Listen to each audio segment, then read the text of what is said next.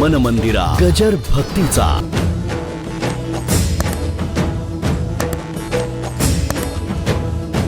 एकदा काय झालं, यमुनेला पूर आला, भरपूर पूर आला. पूर आल्याबरोबर दुर्वास ऋषी पलीकडे होते आणि पलीकडच्या काठाला दुर्वास ऋषी असताना मजा झाली, मोठी सुंदर कथा आहे. आणि यांना जायचं होतं पलीकडच्या तीराला, राधेला बिधेला. सगळ्या गवळणी निघाल्या. खूप पाणी आलं, सध्या जसं आलंय तिकडे खूप पाणी. बरं, नावाडी सुद्धा तयार होईना. एवढा मोठा पूर आला, कोण नाव घालतो, कोण जातो? झाल्याबरोबर मग कृष्णाकडे आले. मोठा नावाडी, जगातला मोठा नावाडी, त्याच्याकडे आले. म्हणले, कृष्ण कन्हैया, आम्हाला पलीकडच्या तीराला जायचंय, कसं काय जावं? ते म्हणले, त्यात काय, जाऊन त्या यमुने माईला सांगा 16,108 भोगून कृष्ण परमात्मा जर ब्रह्मचारी असेल तर यमुने माई वाट दे.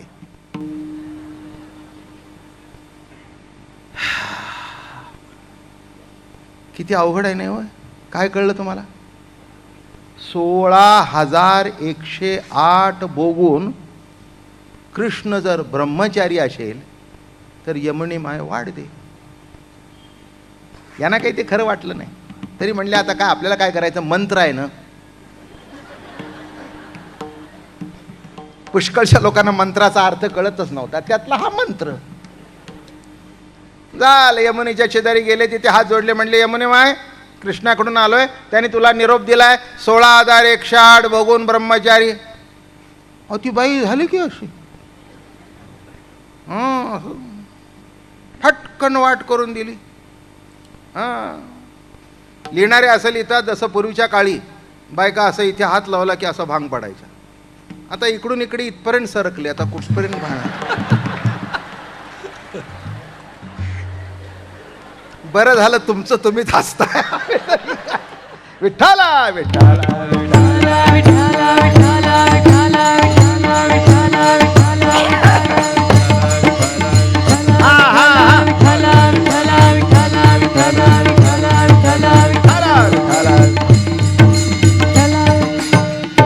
दिली की यमुने माईने वाट दिली. काय तुम्हाला सांगू, दिल्याबरोबर गेले पलीकडे. आनंद वाटला, बरं झालं एवढं शिजवलेलं वाया गेलं नाही.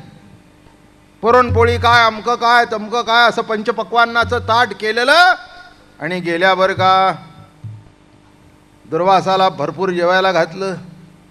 प्रसन्न झाले दुर्वास महाराज, खुश झाले, आनंद वाटला त्यांना. आणि मग निघायची वेळ झाली. निघायची वेळ झाल्यानंतर म्हणले, महाराज आम्हाला पलीकडे जायचंय. आता दुर्वास हुशारच ना, साधं गणित आहे ना, नाही का? ते म्हणले, नाही नाही, ते बरोबर आहे, तुम्हाला पलीकडे जायचं. आलात कशा? नाही म्हणजे भाड्याचं वाहन आणलं होतं आणि एवढ्या लांब यायचं तर तुम्हाला कळायला पाहिजे की रिटर्न पाहिजे ना. काय यायचं आणि पुन्हा सोडून जायचं, असं काय? ते म्हणले, असं घडलं. एक सांगू का, हे दुर्वास ऋषी होते. अलीकडच्या तीराला कृष्ण आहे पण इकडे आले नाहीत, पलीकडेच राहिले, म्हणून दूरवास. ह्याच्यातली खोच लक्षात घ्या. कारण त्यांना काय वाटत होतं, मी ब्रह्माचा नाही, मीच ब्रह्म. पुष्कळाला सांगितलंय, मी जीव ही वृत्ती जशी बाधक आहे तसं मी ब्रह्म हे सुद्धा बाधकच आहे. हे लक्षात ठेवा. म्हणून ब्रह्मामस्मी अभिमान, शुद्ध ब्रह्म नव्हे जाण. तुका म्हणे, अहम ब्रह्मन आड येवनीती भ्रम. काय तुकोबाराची वाणी आहे. तुका म्हणे, अहम ब्रह्म आड येवनीती भ्रम. जिथपर्यंत अहम त्या ब्रह्माच्या मागे लागतोय तिथपर्यंत ते ब्रह्म सुद्धा भ्रमच आहे. म्हणून त्याच्यातून बाहेर पडणं महत्वाचं आहे. आणि म्हणून गोकुळामध्ये भ्रम नव्हता, तर ब्रह्माला हातपाय फुटले होते आणि त्या हातपाय फुटलेल्या ब्रह्माचं नाव श्रीकृष्ण होतं. हेच वैशिष्ट्य आहे, हेच विशेषत्व होतं. म्हणून आजिम्या ब्रह्म पाहिले हे म्हणत होते. आणि वारकऱ्यांनी सुद्धा जरूर म्हणावं, पंढरपूरला जाऊन बघावं, म्हणावं, आजिम्या ब्रह्म पाहिले. अहो अभंगच आहेत. आत्मा सकळांचा श्रीहरी आणि तो हा उभा विटेवरी. आत्म्याची व्याख्या करताना काय करतात? निर्गुण, निराकार, आज्य, अव्य, अनंग, पेंदा, निकवड, अचक्षु, आचरण असा आत्मा. पण तो कसा झाला? आत्मा सकळांचा श्रीहरी तो हा उभा विटेवरी. निर्गुण निराकार परमात्मा सगुण होऊन उभा राहिला. आणि इथे गेले, तुम्ही आलात कसे? ते म्हणले, कृष्णाने आम्हाला सांगितलं होतं 16,108 भोगून ब्रह्मचारी. ऐसा है क्या? हम भी कुछ कम नहीं. ओ ब्रह्म है तो हम भी ब्रह्म है. ठीक आहे म्हणले, जाऊन सांगा यमुने माईला 60,000 खंड्या अन्न खाऊन दुर्वास जर निराहारी असेल तर यमुने माय वाढते. 60,000 हा 16,000 भोगून ब्रह्मचारी. आता हा परमार्थ केव्हा तुमच्या माझ्या टाळक्यात शिरायचा? 16,108 भोगून ब्रह्मचारी आणि 60,000 खंड्या अन्न खाऊन हा क्या करून बघू लागली. काय करावं? जाऊ द्या म्हणले, काय करायचंय आपल्याला पलीकडे गेल्याशी कारण. तिथे गेली, नदीजवळ हात जोडले आणि तिने वाट दिली. आणि मग एकदम राधेची ट्यूब पेटली. तिला वाटलं हाय बाबा खोटं बोलतोय. 16,108 आमच्याकडचे लग्न न होता सुद्धा, माफ करा मला, लग्न नाही झालं तरी यांना ब्रह्मचारी म्हणता येत नाही. 16,000 भोगून हे काही निराळ दिसतंय. आणि या बाबाला आमच्या हाताने खाल्लं, लाडूच्या लाडू खाल्ले आणि उपाशी निराळ. काही नाही, आयुष्य फुकट गेलं आपलं. पलीकडे जाताना याचा आधार आणि तिकडून येताना त्याचा आधार. साधी नदी तरून जाता येत नाही तर माया नदी कशी तरता येईल? फुकट गेला आयुष्य. अशी तावात आली, अशी जोशमध्ये आली. देवाला ते आवडलंच नव्हतं. मी जवळ असताना आणखीन त्याच्याकडे कशाला गेल्या पुन्हा?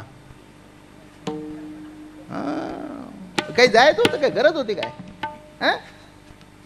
अरे जो त्यांची वाट पाहत होता त्याला इकडे बसवला आणि पलीकडे गेल्या. आला बरोबर अशी पायावर मिठी मारली. म्हणले, कृष्णा व्यर्थ गेलं आमचं आयुष्य. ते म्हणले, काय झालं?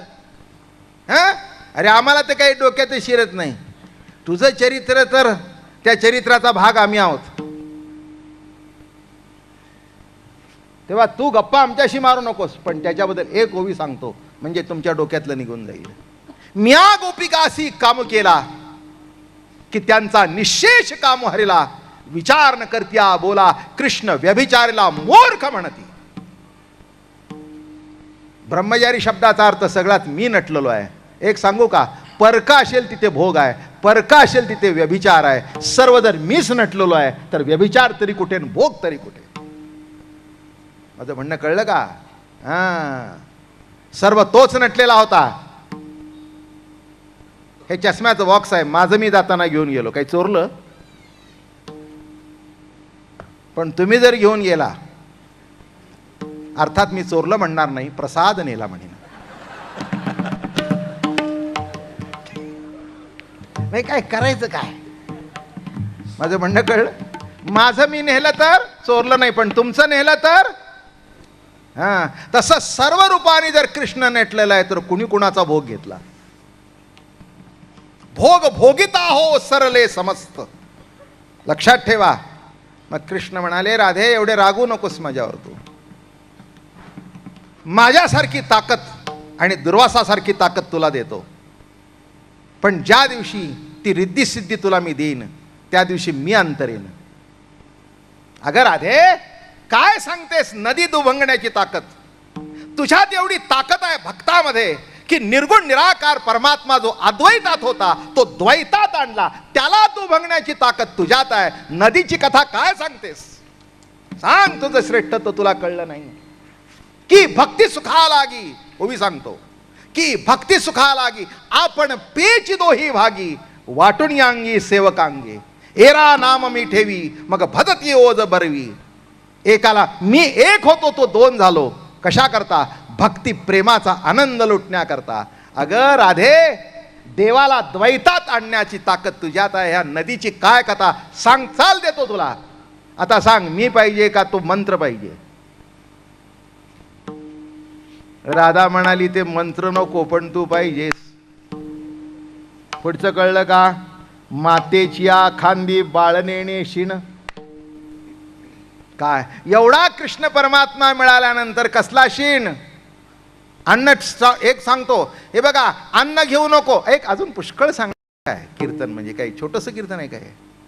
मातीची खांदी बाळ नेणे शिण. जरा पुढे सरकू, नाही तर संपायचंच नाही ते पहिलं कडवं. तुम्हाला माहिती आहे, लहान लहान मुलं असतात, त्यांना तुम्ही खांद्यावर घेऊन जाता, प्रवासाला जाता, कीर्तनाला येता. आता पुष्कळशी लहान मुलं सुद्धा माझ्या कीर्तनाला येतात, पण आया येतानाच त्यांची ते बिस्किट डब्यात घालून आणतात. याची खायची वेळ 7 वाजता आणि या केलं तर काय करू? मातेची खांदी बाळ नेणे शिण. आणि एखादं गडबड करणारा असेल तर नॅपीस सुद्धा बरोबर आणते की नाही? आईच्या खांद्यावर जिथपर्यंत बाळ आहे तिथपर्यंत त्याला खाण्याचे, पिण्याचे, हागण्याचे, मुतण्याची चिंता नाही. मोठं झालं की गोष्ट निराळ, कारण ते आईला असंच करतं.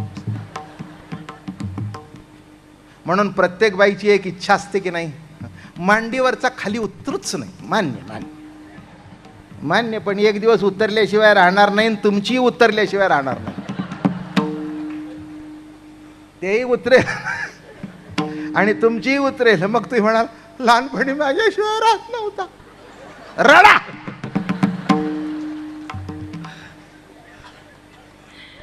काय आईच्या खांद्यावरचं मूल किती दृष्टांत सुंदर. मातेच्या खांदी बाळ नेणे.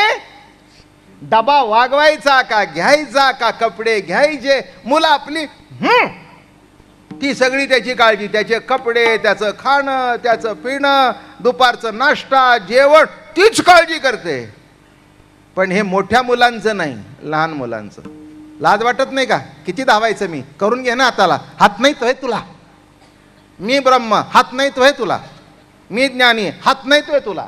मी विद्वान, हात नाही तोय तुला. देवा, मी तुझा रे आहे. माझी विठ्ठल माऊली, माझी विठ्ठल माऊली, माझी विठ्ठल माऊली, माझी विठ्ठल माऊली.